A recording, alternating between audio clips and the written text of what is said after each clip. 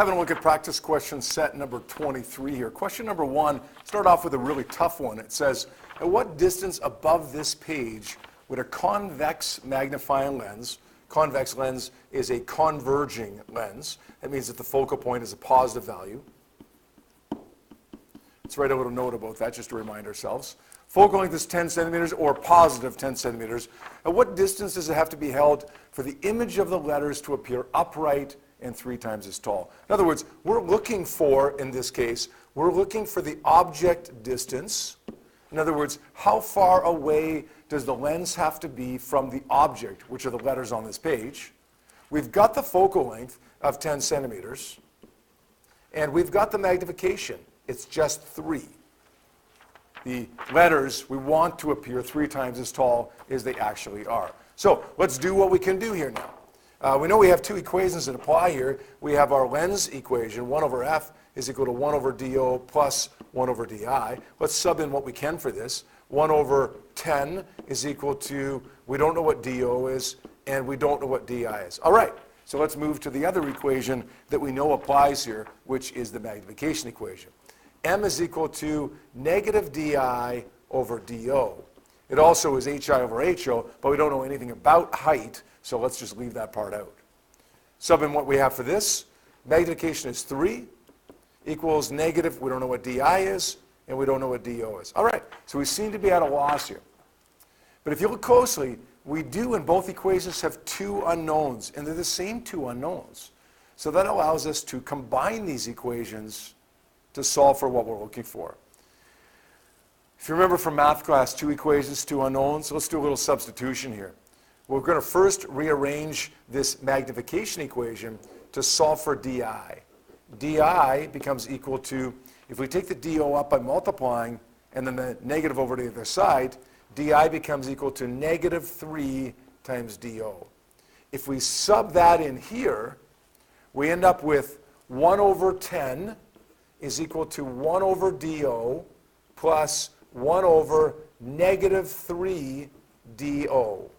Right? We've replaced di right here with this di, which is negative 3 do. Now that's ugly, but at least we have do, the only unknown, one unknown in that one equation. Now it's just the challenge is to find that value of do. Here's where you got to be able to do a little bit of stuff with fractions. Let's come up with a common denominator here. Say 1 over 10 is equal to, well, 1 over do is the same as 3 over 3 do. Subtract 1 over 3 do. Doesn't matter where we put that negative, whether it's with the 3 or with the whole term. So now we've got the common denominator on the right-hand side of 3 do. Let's combine those terms. 1 over 10 is equal to 3 over 3 do minus 1 over 3 do. 3 minus 1 is 2 over 3 do. And now it's looking a lot easier, right? Take the 3 do up by multiplying. Take the 10 up by multiplying. 2 times 10 is 20. 3 do is equal to 20, or do is equal to 6.67 centimeters, which is, lo and behold, B in our options here. So tough question, certainly tougher than average, but one of those things that every once in a while just appears on our test. Okay, let's take a look at question number 2 now. Question number 2 is much more straightforward than question number 1. And this is more likely type of thing we're going to see than question number 1 is.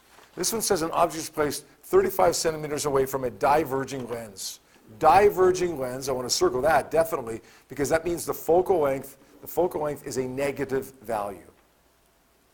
We want to find the characteristics of the attributes of the image that's produced here. Let's see what we got here.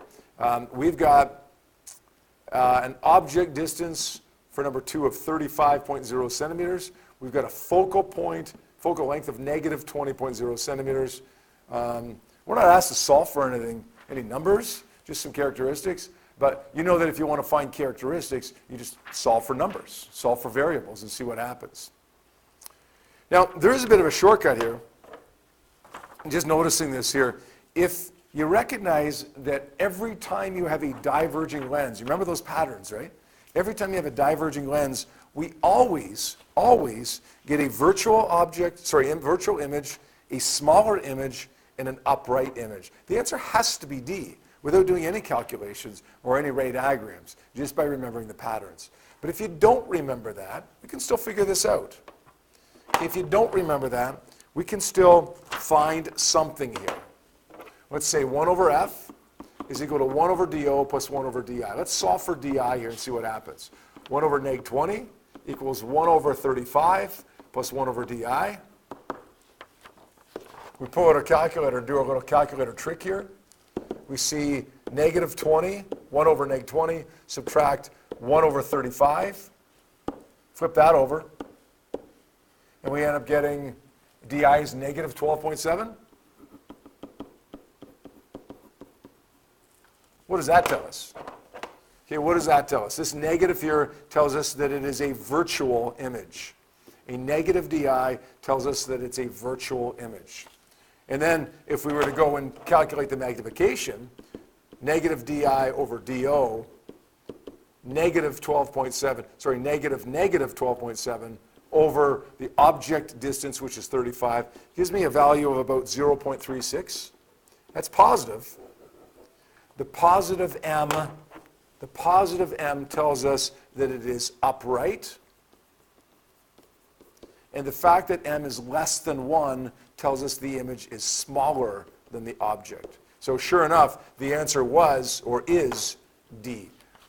If we remember the patterns, we didn't have to go through that process. We knew the answer was D right away. If you didn't remember the patterns, there's always another option, and that is to do our calculations or our array diagram to figure it out. In either case, the answer is going to be D.